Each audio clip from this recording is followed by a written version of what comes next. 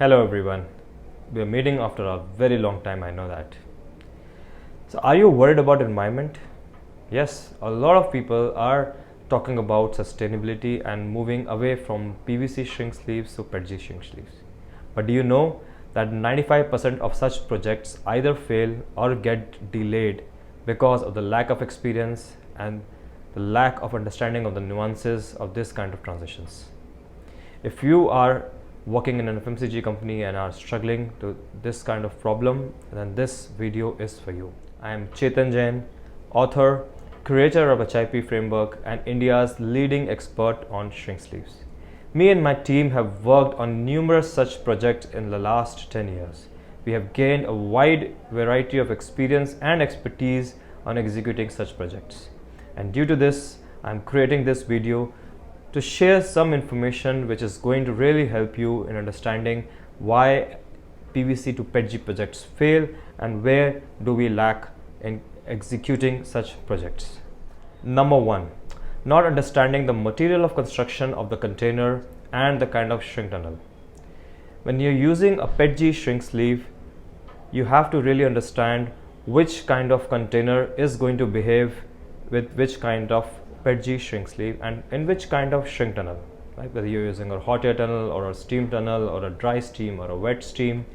And if your material of construction of your container is a PET or an HDPE or PP or HIPS, you really have to understand that the material that you're using, PETG, is going to behave differently with all these kinds of materials.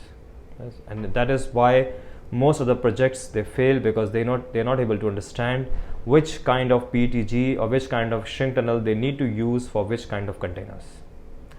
Number two, lack of understanding of the PETG behavior. PETG is a very different material from PVC. It has a different shrink force, it has a different shrink initiation temperature, it has a different shrinkage pattern altogether. You need to really understand the difference in the graphs of PVC and PETG, and accordingly you have to design, you have to figure out what kind of machine parameters you need to use on this PETG container and which kind of container and which kind of shrink tunnel.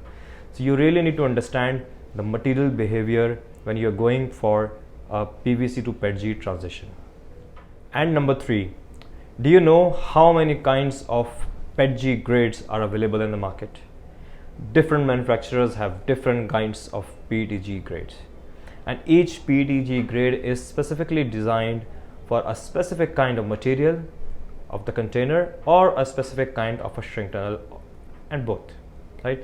So you really need to understand which kind of grades of PETG is suitable for your container, for your product, for your shrink tunnel, for your kind of market, for the kind of ambient temperature that you have.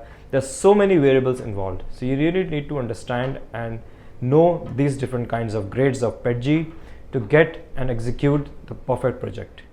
And these three reasons are the primary reasons why most of the PVC to PETG projects either fail to take off or get delayed by months or by years.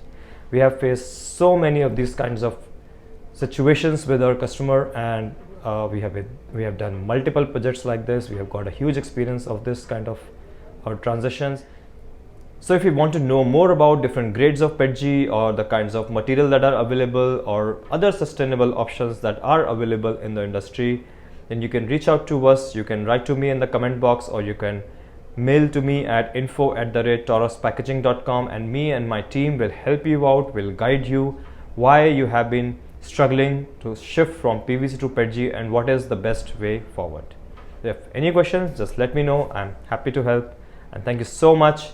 And I see you in the next video. Thank you.